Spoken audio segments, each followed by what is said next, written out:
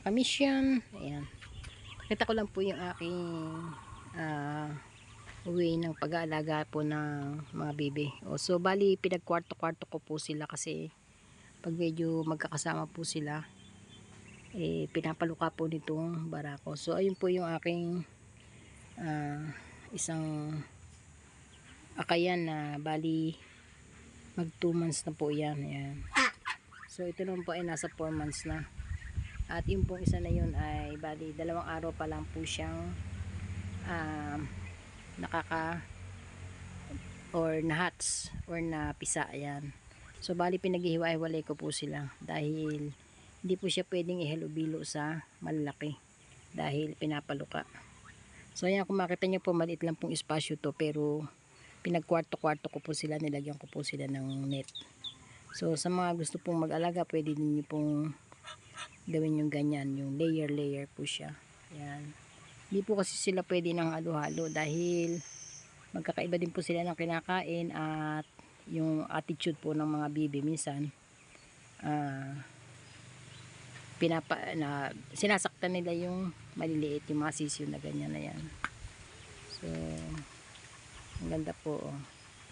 Ayun po yung isa. Ayun. So bali may mga harang lang po yan na net. Ayan, kung makikita niyo po, pinagkwarto-kwarto ko po siya. Pero ito po yung nakakulob ng buong, ayan, puno net po yan. Ayan. Ayan. Nakakulong po siya ng net dahil lumilipad po yung mga bibi. So ayun naman po yung aking 2 gansa. Nakabukod din po siya ng kulungan. Basta may division lang po siya ng net. So ayan, shoutout po sa mga mahilig mag-alaga po ng mga hayop. Ayan. Meron po akong 2 gansa dyan. Pararamihin ko po yan. So ito pong aking bibi ay bali nagsimula lang din po ito sa 2 inahin at 1 barako. Hanggang sa dumami na po sila ng dumami. So ayan, pinag-layer ko lang po yan. Ayan. Mga nakatingin po sila. Magkakaiba po kasi sila ng kaya po no, yan, medyo maliliit pa po yung kanyang pagkain. So sa pagbabakod naman po, yung net lang po ay okay na. Ayan, kwarto-kwarto po sila. At pinuputulan ko po sila ng pakpak para hindi po sila lumipad. Yung po pinakabakod nila ay net na 8 feet ang taas. 8 feet po siya. Hindi na po makakalipad ang bibi at saka ang pabo. Ayan. So nakakatuwa po silang tingnan. Nagsimula lang po ako sa 2 piraso. 2 inahin at 1 barako. So dumami na po sila ng dumami. Ayan, oh. Kailangan na po laging malinis yung kulungan araw-araw.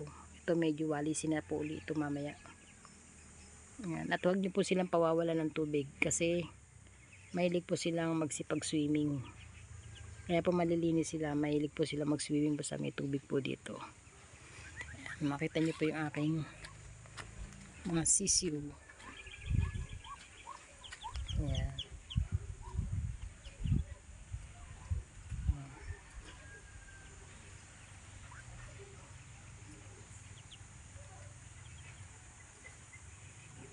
So hanggang sa muli mga kamisyon. Thank you for watching.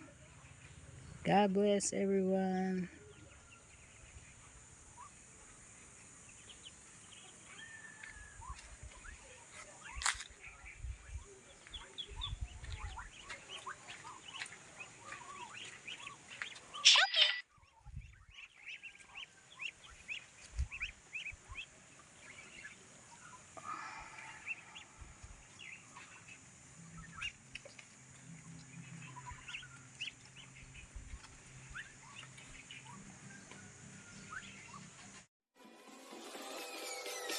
Peace.